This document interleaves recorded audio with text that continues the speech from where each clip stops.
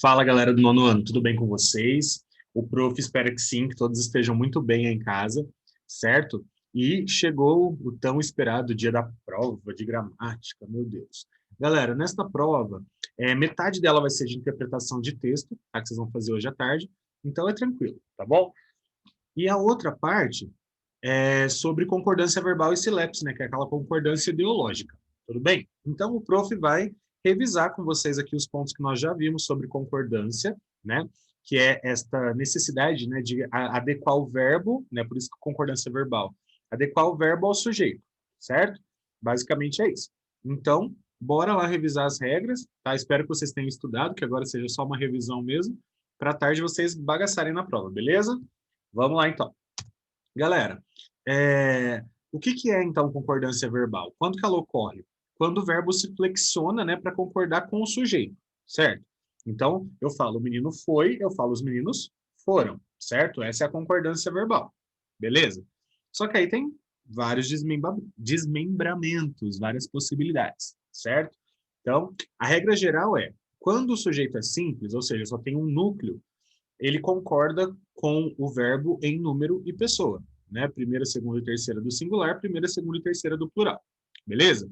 Então, olha o exemplo que tem aqui embaixo, olha lá. A orquestra tocou uma valsa longa. A orquestra está na terceira pessoa, o verbo fica na terceira pessoa também do singular, tocou.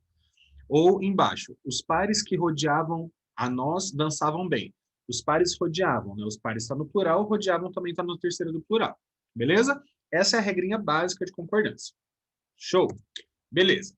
Quando o sujeito for formado por uma expressão partitiva, parte de alguma coisa, porção de alguma coisa, tá aqui embaixo, ó, o grosso de, metade, a maioria, a maior parte, grande parte, é uma expressão que mostra que é uma parte de um todo.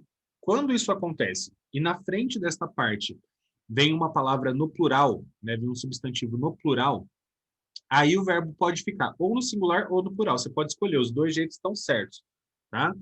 Olha os exemplos aí embaixo. A maioria dos jornalistas aprovou ou aprovaram a ideia. Digão, como que eu escolho? Se você escolheu aprovou, está concordando com a maioria, certo?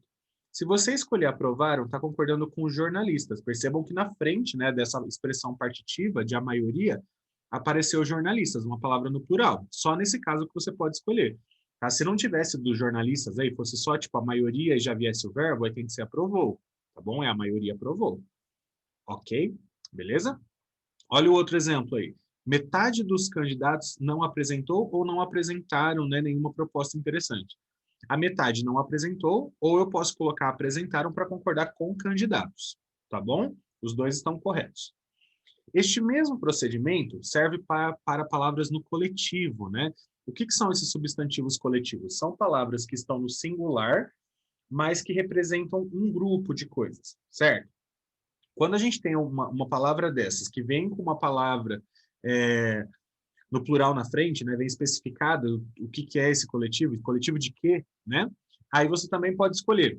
O verbo pode ficar no singular para concordar com a palavra coletiva, né? Ou pode vir no plural para concordar com essa palavra que está no plural que veio à frente aí, né? Olha o exemplo lá embaixo, lá no fundão.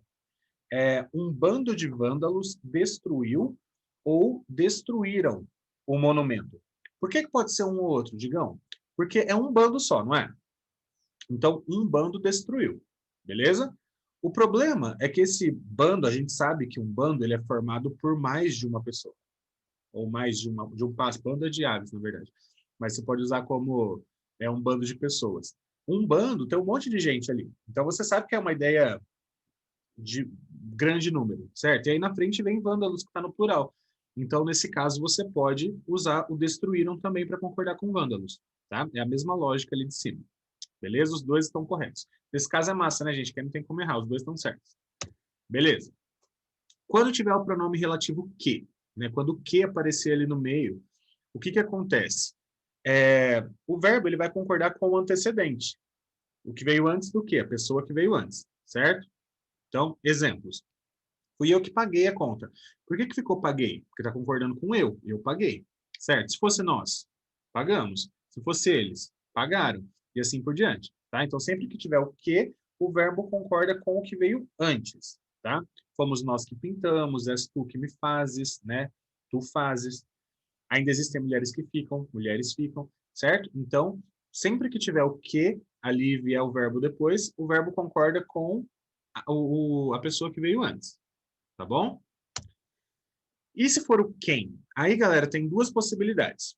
Ou concorda com o que veio antes, tá? Igualzinho do que a gente acabou de ver, ou concorda com o que veio antes, ou tem também a possibilidade de ficar na terceira pessoa do singular. E aí parece que tá errado, tá? Concorda, tipo, porque às vezes, galera, olha o exemplo aí. O primeiro exemplo, fui eu quem pagou a conta. Eu quem pagou. Parece que é estranho, porque a gente tende a falar da segunda forma. Fui eu quem paguei a conta, né? Eu paguei. Igual a gente faz com o quê? A gente concorda com o termo que veio antes. Mas tá certo, fui eu quem pagou, porque tá concordando com o quem, tá? Então, toda vez que for o quem, pode ficar na terceira do singular. E aí é que fica muito estranha essa de baixo, olha lá. Fomos nós quem pintou o muro. Ou fomos nós quem pintamos o muro. Essa da frente é o jeito que parece, soa mais correto, né? Parece mais correto, devido a concordância, né, entre nós e pintamos. Porém, meus queridos, língua portuguesa, né, meus amores? Então, quem pintou também está certo, tá? Então, toda vez que for o que, concorda com o que veio antes do que.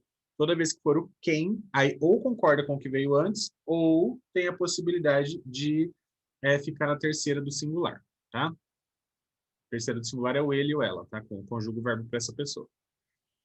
Beleza. Galera, quando tiver pronome de tratamento, você, vossa senhoria, vossa excelência, vossa eminência, qualquer pronome de tratamento, sempre o verbo fica na terceira pessoa.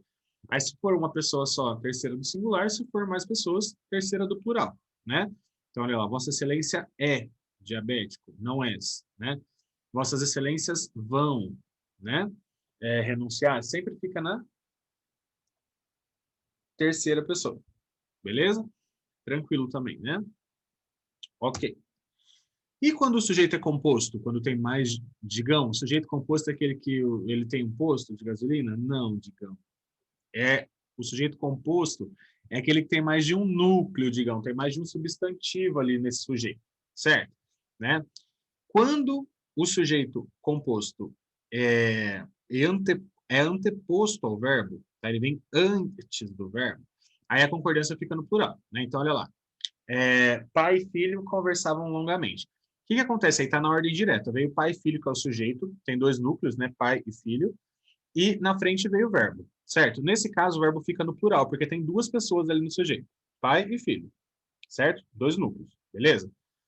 A mesma coisa de baixo, olha lá. Pais e filhos devem conversar. Devem ficou no plural, porque tem um sujeito composto ali com dois núcleos antes, pais e filhos.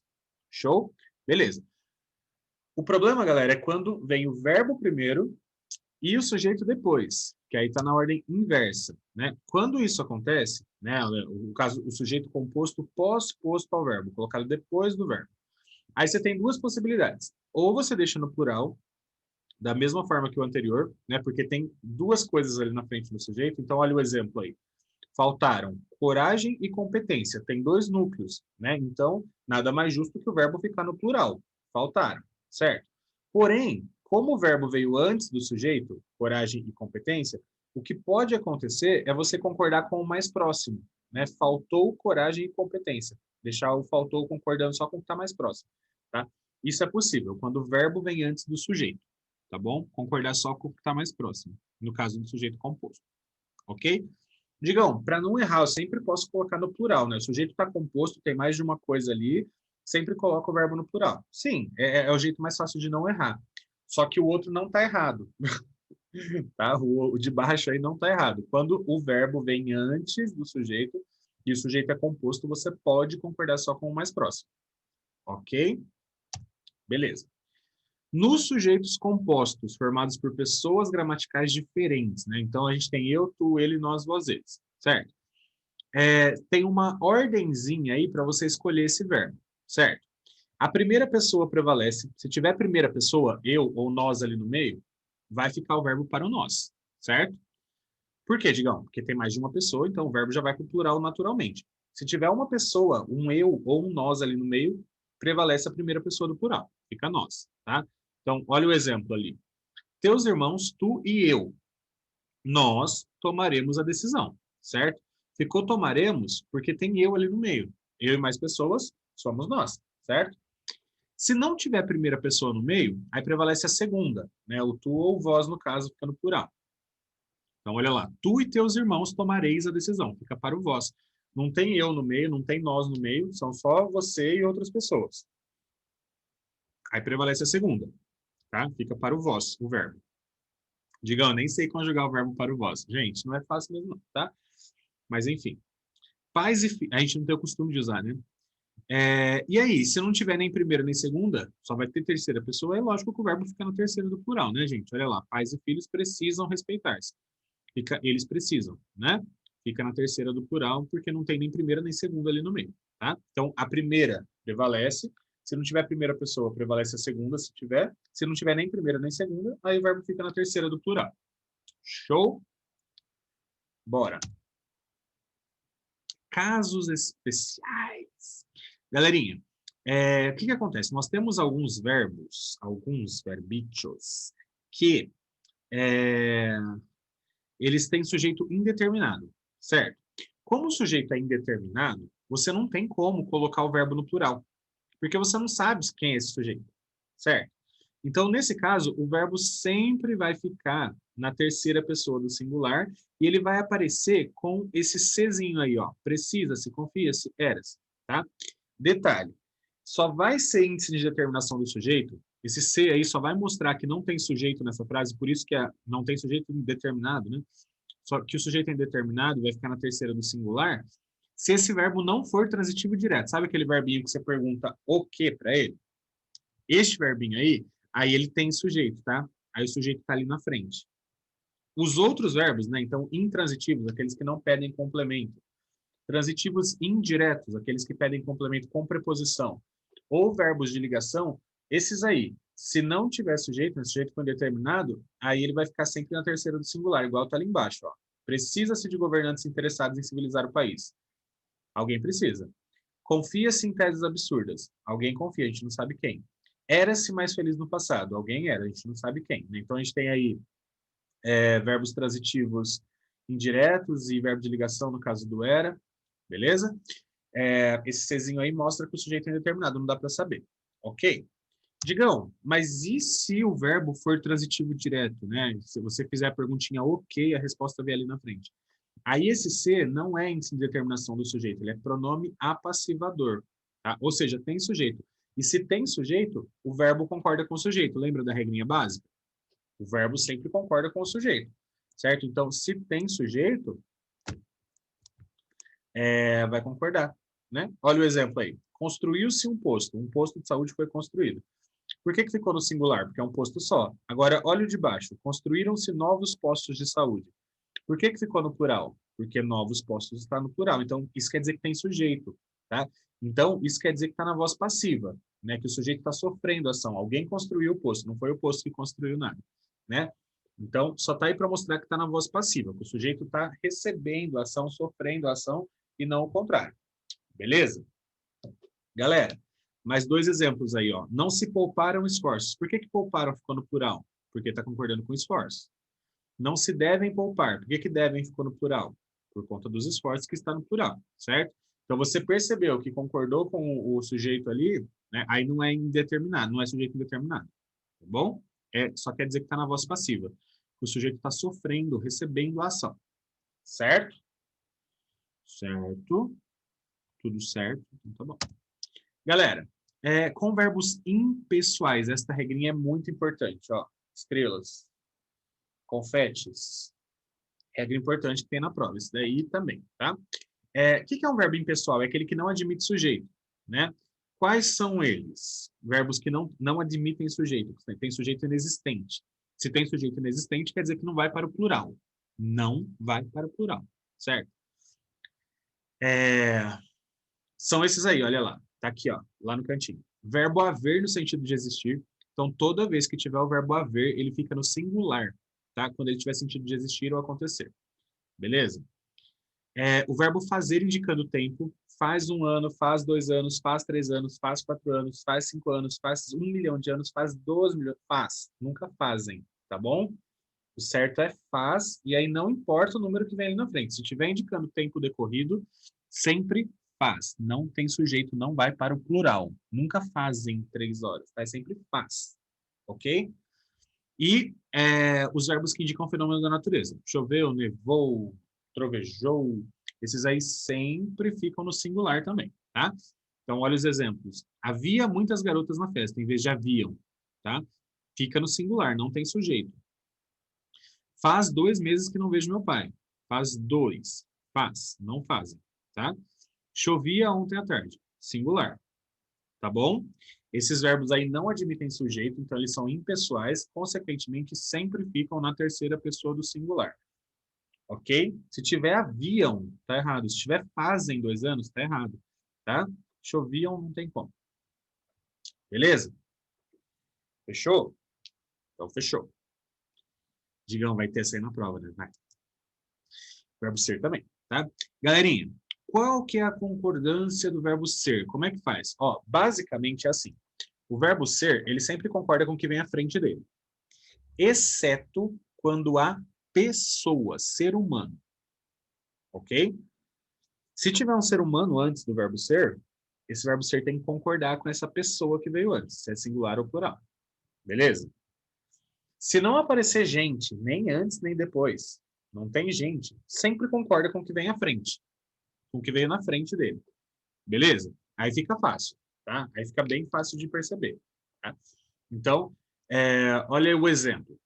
O verbo ser concordará com o predicativo, vai concordar com o que vem à frente dele. Ah, quando o sujeito for representado por pronomes isso, aquilo. Olha os exemplos ali embaixo. Isso são lembranças. Por que são ficou no plural? Porque concorda com o que vem à frente. Lembranças. Aquilo eram problemas. Por que eram ficou no plural? Porque problemas que veio na frente está no plural. O que eu admiro em vocês são os seus cabelos. Por que são ficou no plural? Porque cabelos está no plural. Tá bom? Então, o verbo ser sempre concorda com o que veio à frente, exceto quando tem ser humano, tá? Quando o sujeito estiver no singular, né, se referir a coisas e o predicativo for um substantivo no plural. Então, olha lá. Nosso piquenique foram só guloseimas. Por que foram ficou no plural? Para concordar com guloseimas, não com piquenique. Sua rotina eram só alegrias. Por que eram ficou no plural? Porque está concordando com alegrias que veio à frente. Sempre que tiver o verbo ser, concorda com o que veio à frente, exceto se o sujeito indicar pessoa, que é a última coisa que está embaixo aqui, ó. Aí o verbo vai concordar com o sujeito, né? Então, olha ali. Gustavo era só decepções. Por que era ficou no singular? Para concordar com Gustavo. Se aparecer ser humano, concorda com ele. Não importa se veio antes ou depois, tá? Minhas alegrias é esta criança. Por que não são? Né? Por que a gente não usa no plural? Porque está concordando com criança, tem ser humano ali. Beleza? Se tiver ser humano, não importa se veio antes ou depois, concorda com esse ser humano. Se não tiver ser humano, não tem gente, aí sempre concorda com o que veio à frente. Beleza? Verbo ser. Verbo ser é assim. Só o verbo ser, digamos, só. É um caso especial. Beleza? Quando o sujeito for pronome interrogativo, que, o, quem, né, concorda com o que veio à frente também. Né, olha lá. Que são esses papéis? Quem são aquelas crianças? Né? Sempre concorda com o que veio à frente. Ah, digamos, mas ele tem crianças. De todo modo, né, concorda com ele. Se viesse antes também. Tá? Sempre concorda com o que vem à frente. Beleza. E aí, meus caros, chegamos às últimas regrinhas, que são as regrinhas de silepse. Silepse. O que é isso, Digão? O que é silepse? Silepse, galera, é aquela concordância que a gente pode falar que é uma figura, né, de sintaxe, em que a gente percebe que não vem através das regras gramaticais, como está escrito aí, né, mas sim pela ideia. Por isso que a gente chama isso de concordância ideológica ou concordância figurada, né? E essa silepse ela pode ser de número, de gênero ou de pessoa. Digão, explica melhor o que é isso. Galera, às vezes você pega uma frase assim e a pessoa escreveu é, a gente somos felizes. Aí você já cai matando. Você fala, nossa, a gente somos, tá errado, ai meu Deus do céu. É o costume, né, do brasileiro zoar o outro, é incrível. Só que, meus queridos, a pessoa que falou a gente somos, ela pensou em algo que faz sentido. Por quê, Digão? Porque a gente é mais de uma pessoa. A gente quer dizer que, tipo, tem mais gente, ou seja, nós. Quando você fala a gente, quer dizer que você está ali no meio e tem mais gente, não é? Então, nada mais justo que pensar em colocar o verbo para o nós. A gente somos. É estranho? Soa estranho para a gente? Soa. O certo, gramaticalmente, seria a gente é, porque está no singular, a gente, mesmo que seja formado por mais de uma pessoa? Sim. Só que a pessoa faz aí, nesse caso, uma concordância ideológica, ela concorda com a ideia de agente, né? E isso é possível. Isso não é uma coisa errada, é uma figura de sintaxe, é uma possibilidade da língua, tá? Então pode acontecer sim e é normal, beleza? Por exemplo, vou falar mais um exemplo. Os brasileiros somos muito animados. Os brasileiros somos. Os brasileiros está na terceira pessoa. O ideal seria falar os brasileiros são. Mas por que eu falei somos muito animados? Porque eu também sou brasileiro. Eu me incluí, certo? Então eu concordei com a ideia de que eu também faço parte dos brasileiros. Então, por que não? Certo? Beleza? Bom, então vamos ver uma a uma aí. A silepse de número, né, ela vai ocorrer quando o sujeito é coletivo ou indica a coletividade, né, mais de um. Né? Então, olha o exemplo aí. A turma veio aqui em casa e deixaram a maior bagunça. A turma veio aqui em casa, beleza, e deixaram. Por que eu coloquei no plural deixaram? Porque eu sei que a turma é uma pessoa só, a turma? Não, digamos, a turma é um monte de gente. Eles deixaram, né? Todo mundo que faz parte da turma. Beleza, então eu coloquei, esse deixaram aí, em tese estaria errado para a gramática. O certo deveria. A turma veio aqui e deixou, a turma deixou. Mas eu sei que a turma é um monte de gente, por isso que eu coloquei o verbo no plural, tá? Então eu concordei com o número que eu sei que está implícito ali em turma, tá? Então é uma concordância ideológica, uma silepse de número. O casal resolveram não pagar a conta. Quantas pessoas tem num casal? Duas. Se eu escrevesse assim, ó, os dois resolveram, não ia ser resolver? Sim. Só que o casal está no singular, digamos. Deveria ser o casal resolveu não pagar. Tudo bem, gramaticalmente sim. Mas você sabe que casal é mais de uma pessoa. Então eu fiz a concordância com a ideia de casal. Entendeu? Isso é possível. Tá? A gente não pode falar que isso está errado. Isso existe na nossa língua e isso é uma possibilidade. Tá bom? Tá certo isso? Ok? Beleza. 2. A silepse de gênero. Galera, esse daqui ocorre quando a concordância vem através de uma ideia que está implícita. O gênero implícito. Né? Então, por exemplo, Patos de Minas é muito calorosa. Patos de Minas é uma cidade. Está escrito a palavra cidade aí? Não. Mas eu estou concordando com a ideia de que há a palavra cidade implícita ali, e eu estou querendo dizer que as pessoas da cidade são muito receptivas, são muito calorosas, tá? Então, eu coloquei calorosa no feminino, porque eu estou concordando com a ideia da cidade, das pessoas, tá bom? É uma ideia implícita de gênero, é como se tivesse escrito a cidade de Minas é muito calorosa. Aí cidade concordaria com calorosa, entendeu? Só que não está escrito, mas eu sei que é uma cidade. Não são Patos de verdade, é o nome da cidade. Ok? Beleza? Então concordei com a ideia de que é uma cidade. O outro exemplo. Vossa Excelência está equivocado. O certo, o normal, seria Vossa Excelência está equivocada, concordar com o pronome. Certo? Por que eu falei equivocado? Porque eu sei que a pessoa com quem eu estou falando é do sexo masculino. Certo? Então eu fiz uma concordância com o gênero da pessoa. Se eu estivesse falando com uma mulher, provavelmente eu ia falar, Vossa Excelência está equivocada. Mas como eu quis concordar com o gênero da pessoa com quem eu estou falando e é do sexo masculino, então eu coloquei Vossa Excelência está equivocado. Isso é uma concordância ideológica, com a ideia que eu sei da pessoa com quem eu estou conversando. Beleza? E aí chegamos à silepse de pessoa, né? Que acontece quando o verbo está na primeira pessoa do plural, né? E o sujeito na terceira pessoa do plural, tá? Geralmente quando a gente se inclui, tá? Essa daqui tem uma na prova, inclusive, tá, gente? Quando a gente se inclui no meio do rolê. Então, olha o exemplo aí. Os brasileiros somos bastante patriotas, como eu já tinha citado para vocês.